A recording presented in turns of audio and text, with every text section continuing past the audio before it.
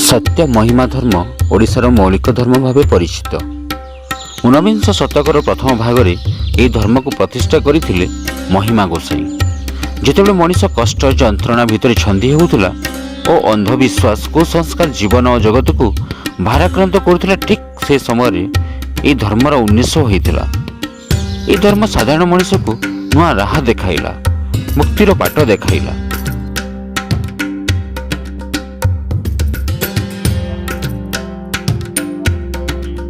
परम ब्रह्म शून्यवासी सच्चिदानंद ईश्वर महिमा स्वामी भावे आत्मा प्रकाश कले ओडिशा और ओडिशा बाहर साधारण जनतागण।